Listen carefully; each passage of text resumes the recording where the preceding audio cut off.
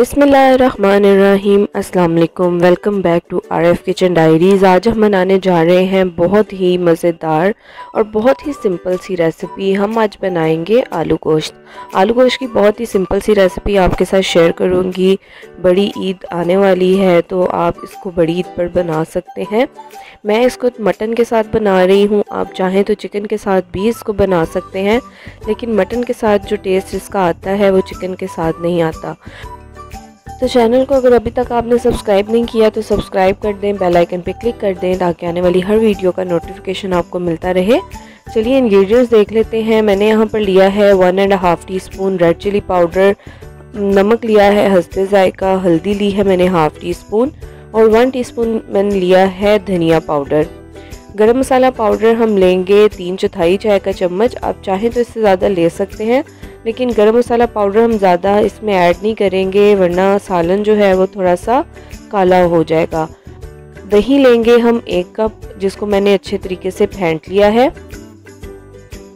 प्याज लिया है 1 मीडियम चॉप करके, 1 मीडियम टमाटर है चॉप किया हुआ, 3 अदद मैंने लिए हैं हरी मिर्चें जिनके मैंने बीज निकाल दिए हैं और सेंटर में थोड़ा सा नमक लगा दिया है।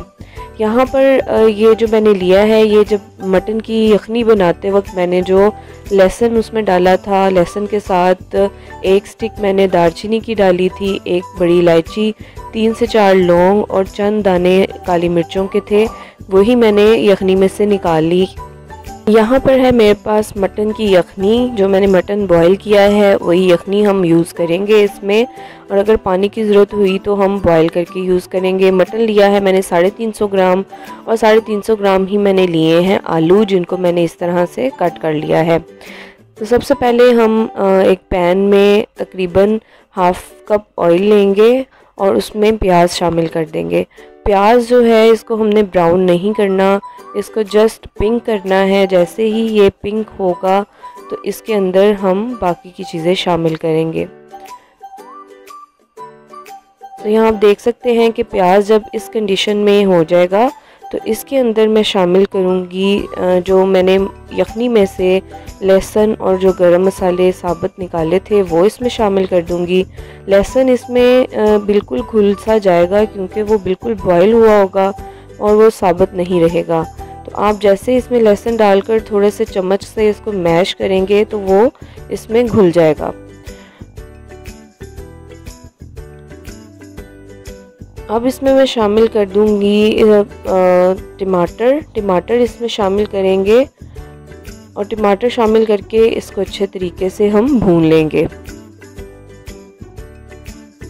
बहुत ही सिंपल सी रेसिपी है, आप इसको झटपट तैयार कर सकते हैं।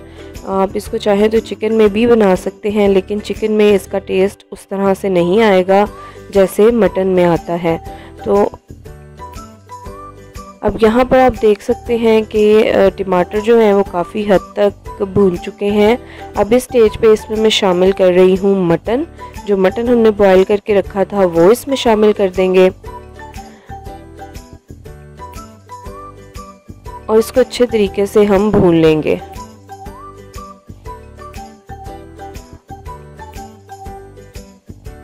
दो से 3 मिनट भूनने के बाद इसमें मैंने शामिल कर दिए हैं सारे मसाले, जिसमें नमक, लाल मिर्च, हल्दी, धनिया पाउडर और साथ ही इसमें मैंने शामिल किए हैं 2 चम्मच यखनी के, ताकि जो स्पाइसेस हमने इसमें शामिल किए हैं वो जले ना। तो ये सब चीज़ें डालकर हम बहुत अच्छे तरीके से इसका मसाला भून लेंगे ताकि जो प्याज और टमाटर हैं वो भी अच्छे तरीके से घुल मिल जाए और जो स्पाइसेस हमने डाले हैं वो भी अच्छे तरीके से इसमें रच जाएं। तो थोड़ी देर इसको कवर करके तकरीबन 4 से 5 मिनट इसको कवर करके हम पकाएंगे ताकि ये सारी चीज़ें अच्छे तरीके से पक जाएं। अब इस स्टेज पर आप देख सकते हैं कि काफ़ी हद तक मसाला जो है वो भुन चुका है। तो इसमें शामिल करूँगी मैं दही शामिल करके इसको मैं अच्छे तरीके से मिक्स करूँगी और दही को भून लूँगी। दही आपने बहुत अच्छे तरीके से फेंट कर शामिल करनी है ताकि कोई भी लम्प्स दही में बाकी ना रहे, और जब आप दही शामिल करें तो आंच बिल्कुल स्लो करके हम इसमें दही शामिल करेंगे। अब आप यहाँ देख सकते हैं कि 4 से 5 मिनट के बाद दही यहाँ पर पकना शुरू हो गई है और ये इसको हम कवर कर देंगे और कवर करके इसको मज़ीद पका लेंगे। 4 से 5 मिनट ही इसको कवर करके हमने पकाया है और दही जो है वो काफ़ी हद तक इसमें भुन चुकी थी। तो इसमें अब हम शामिल करेंगे आलू शामिल करके भी इसको अच्छे तरीके से पका लेंगे। दही का पानी अभी पूरी तरह से खुश्क नहीं हुआ है।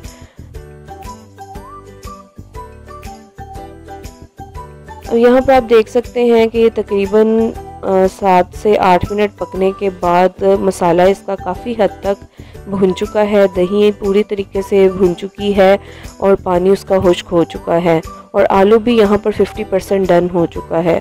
तो अब इसमें मैं शामिल कर रही हूँ मटन की यखनी, वो मैंने इसमें शामिल की है। अगर मटन की यखनी आप कम लगेगी या हमें ज़रूरत पड़ेगी तो इसमें हम जो पानी शामिल करेंगे वो बॉयल करके शामिल करेंगे, कच्चा पानी शामिल नहीं करेंगे। लेकिन मुझे यहाँ पर कोई ज़रूरत पेश नहीं आई थी तो इसलिए मैंने कोई भी पानी ऐड नहीं किया। मटन की यखनी ही बहुत काफ़ी थी तो इसलिए उसी से ही मेरा सालन जो है वो तैयार हो गया। तो अब इसके अंदर आप देख सकते हैं कि यखनी डालने के बाद मैंने इसको 5 से 7 मिनट पकाया है और जैसे ही ऑयल ऊपर आना शुरू हुआ है तो इसमें मैंने गरम मसाला शामिल किया है और हरी मिर्चें जो हमने काट के रखी थी वो शामिल की हैं और चूल्हा बंद कर इसको 2 से 3 मिनट के लिए दम दे दिया है। अब यहाँ पर आप देख सकते हैं कि हमारा जो आलू गोश्त का सालन है वो तैयार है। बहुत ही मज़ेदार बनता है। आप इसको बना सकते हैं, रोटी के साथ सर्व कर सकते हैं, राइस के साथ सर्व कर सकते हैं। उम्मीद करती हूँ कि आपको ये रेसिपी बहुत अच्छी लगी होगी। अगर आपको रेसिपी अच्छी लगी है तो वीडियो को लाइक कर दें, शेयर कर दें, चैनल को सब्सक्राइब कर दें। दुआओं में याद रखिएगा। मिलते हैं एक नई वीडियो के साथ, किसी नई रेसिपी के साथ। अपना बहुत सारा ख्याल रखिएगा। अल्लाह हाफिज़।